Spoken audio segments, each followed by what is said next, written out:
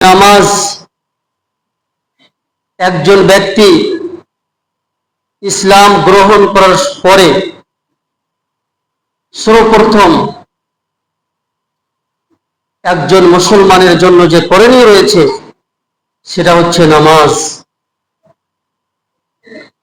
কালমায়ে শাহাদাত পাঠ করার পরে ইসলামের সবচেয়ে যেটা গুরুত্বপূর্ণ রুকুন, সবচেয়ে আহম ইবাদত, সেটা হচ্ছে নামাজ। এই নামাজকে আল্লাহ সুবহানাহু ওয়া তাআলা কুরআনুল কারীমে অনেক জায়গাতে তিনি উল্লেখ করেছেন এবং এই নামাজকে আল্লাহ সুবহানাহু ওয়া তাআলা ঈমান বলে উল্লেখিত করেছেন। আল্লাহ সুবহানাহু ওয়া তাআলা তিনি বলছেন, ওয়া মা কানা আল্লাহু লিইউদিআ ঈমানাকুম। আল্লাহ রাব্বুল আলামিন এরূপ নন যে তোমাদের ঈমান অর্থাৎ সালাতকে নষ্ট করে দিবেন। আপনি খুশু খুদুর সাথে নামাজ আদায় করবেন আর আপনার নামাজকে আল্লাহ সুবহানাহু ওয়া তাআলা নষ্ট করে দেবেন, আল্লাহ সুবহানাহু ওয়া তাআলা এরূপ নন। তো আমরা বিগত জুমা নামাজের ফজিলত সম্পর্কে শুনেছিলাম। আজকে আলোচনার আলোচ্য বিষয় বেনামাজি সম্পর্কে, বেনামাজির বিধান।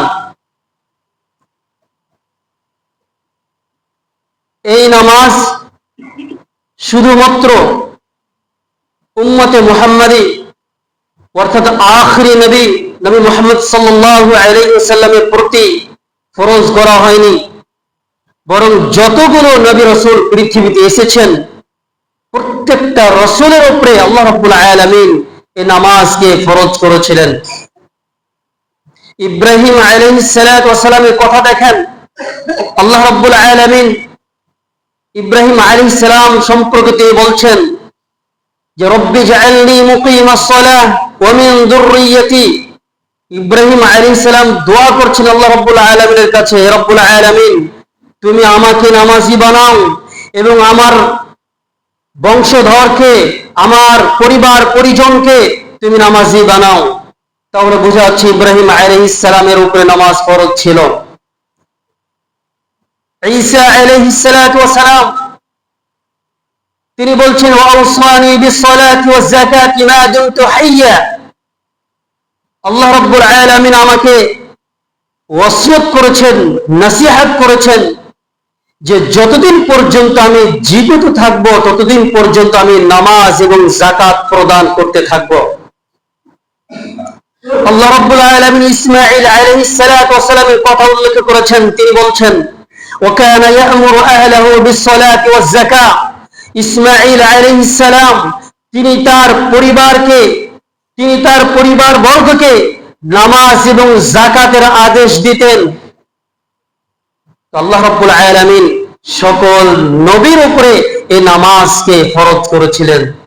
আমাদের নবী মুহাম্মদ সাল্লাল্লাহু আলাইহি ওয়াসাল্লামের প্রতি যখন নামাজকে ফরজ করেন, আল্লাহ রাব্বুল আলামিন সকল বিষয়গুলি জমিনে জিবরিল আলাইহিস সালামের মারফত তিনি ফরজ করেছেন। কিন্তু যখন নামাজের কথা আসেন, আল্লাহ রাব্বুল আলামিন তার হাবিবকে আল্লাহ সুবহানাহু ওয়া তাআলার নিকটে নিয়ে যাওয়া হয় এবং সেখানে আল্লাহ রাব্বুল আলামিনের সাথে কথোপকথন এর মাধ্যমে নবী সাল্লাল্লাহু আলাইহি ওয়াসাল্লামের উপরে 50 ওয়াক্ত নামাজ ফরজ করেন। নবী সাল্লাল্লাহু আলাইহি ওয়াসাল্লাম যখন 50 ওয়াক্ত নামাজ নিয়ে আসেন, মূসা আলাইহিস সালামের সাথে সাক্ষাৎ, মূসা আলাইহিস সালামের সঙ্গে মুলাকাত, তখন তিনি বললেন আপনার উম্মত কমজোর, আপনার উম্মত এই পালন করতে পারবে না। তার পরামর্শে বারবার আল্লাহ রাব্বুল আলামিনের কাছে ফিরে গিয়ে 5 ওয়াক্ত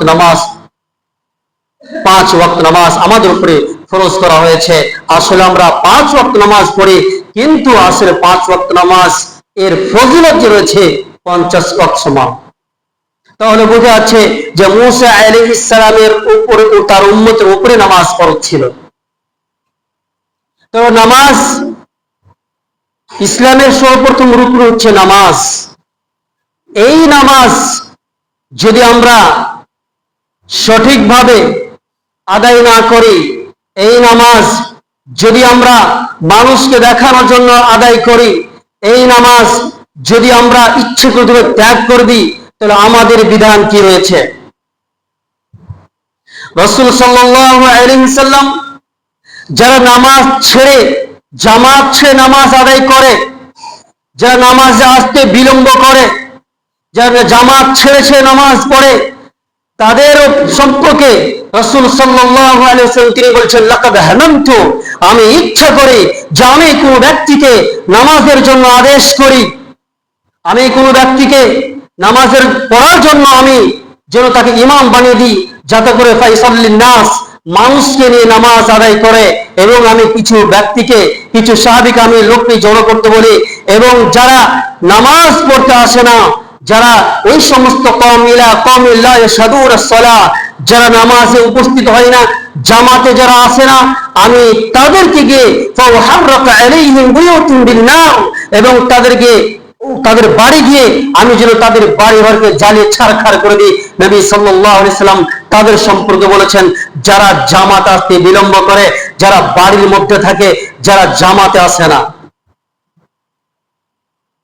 এই জন্য আল্লাহ পাক তিনি বলছেন, ফাওয়াইলুল লিল মুসাল্লিন, ওই সমস্ত নামাজীর জন্য ধ্বংস, আল্লাযীনা হুম আন সালাতিহিম সাহুন, যেই সমস্ত নামাজী, যারা নামাজে গাফিল, নামাজ সম্পর্কে, নামাজ তারা অলসতা অবলম্বন করে, নামাজ তারা সময় মতো নামাজ পড়ে না, যখন খুশি তখন তারা নামাজ শুরু করে দেয়। আল্লাহ পাক তিনি বলছেন যে এই সমস্ত নামাজের জন্য ধ্বংস।